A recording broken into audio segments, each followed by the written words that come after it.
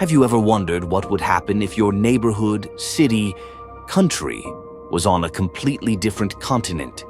What if the scientist who created this lived a different life? Would he be able to do it all over again? Would you have been born?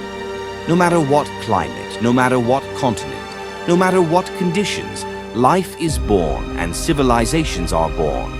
Civilization answers all these questions, and you are its participant and progenitor, God. The tale begins in a world where there are several major countries and civilizations: Mali, Poland, the Aztec Empire, Japan, Gilgamesh, and India. Because of the fact that I decided to start the story now, it is already 1915, the height of World War I. But don't think I started it on purpose.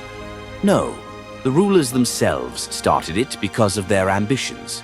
But that will be told more by our first hero, living in the civilization of Mali. I want to tell you a story that happened not only to me, but to all my relatives, neighbors, townspeople, country, and the world. It tells of victories, but it is not silent about defeats. There is a place for sorrow, but with a sense of pride. My name is Amadou. I am now 72 years old, and this is the story of mine, the civilization of Mali. Mali is home to four major cities and centers of interest. Bamako, the capital, is known as the diamond capital of the state and is where our ancestors built the Nala pyramids and laid to rest our first queen. It is also the city from which the world's first ocean voyages began.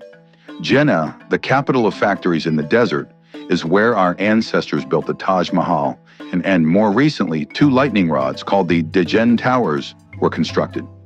Timbuktu is a thriving business hub and a popular tourist destination situated in a jungle setting.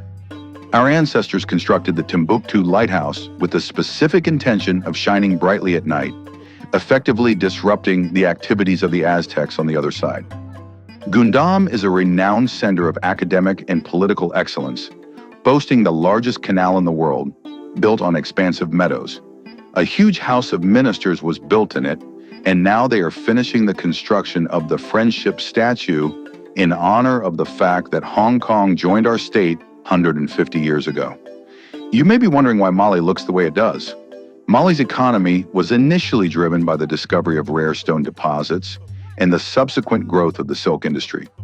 What about strategic resources? Oil, steel, aluminium, and uranium. Mali had all of these in abundance. In the first 10 years of President Issa, a huge number of universities and laboratories were built. We reached a point where our exports far exceeded our imports. In 1900, we began large-scale uranium mining, then scientists created nuclear engines, and we became a major exporter of nuclear technology. I was born in 1889 in a small town near Jeddah, to a family engaged in the silk farming industry.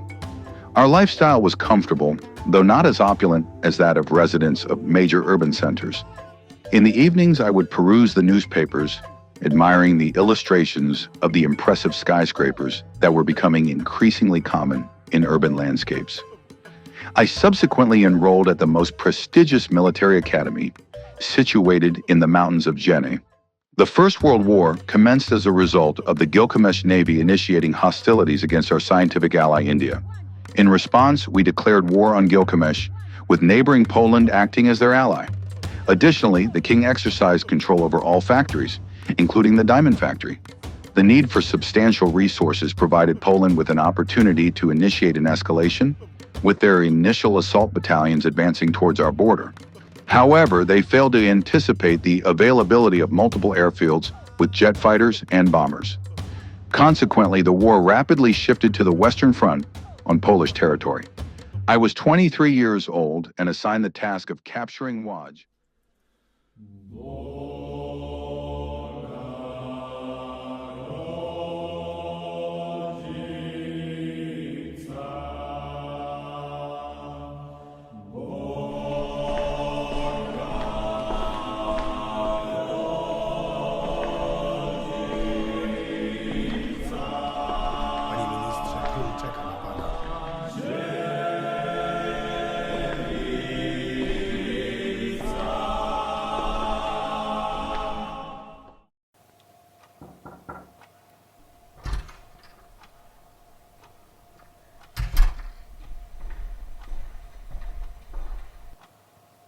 Melduję. Wróg jest w pełni ugruntowany i zbudował fortyfikację w Łodzi. I... Po raz pierwszy przetestował kilka swoich śmiercionośnych broni. Nu, raport. Jakiej nowej technologii mogli użyć ci czarni? Obawiam się, wasza wysokość, że ci się to nie spodoba. Jestem gotowy na wszystko. Wypluj to. Tak, wasza wysokość. Wróg przetestował kilka metalowych gigantów podczas zdobywania Łodzi. Nasi żołnierze przestraszyli się i opuścili miasto, a niektórzy sami się poddali. Najbliższe miasta są całkowicie zniszczone, a wróg otoczył stolicę. Ale najgorszą rzeczą, na froncie wschodnim po raz pierwszy przetestowano potężną bombę, która pozostawiła miasto Gilgamesz prawie bez szwanku. How? Skąd wzięli taką technologię? Naszym szpiegiem jest Katia w Mali i naprawdę ci się to nie spodoba.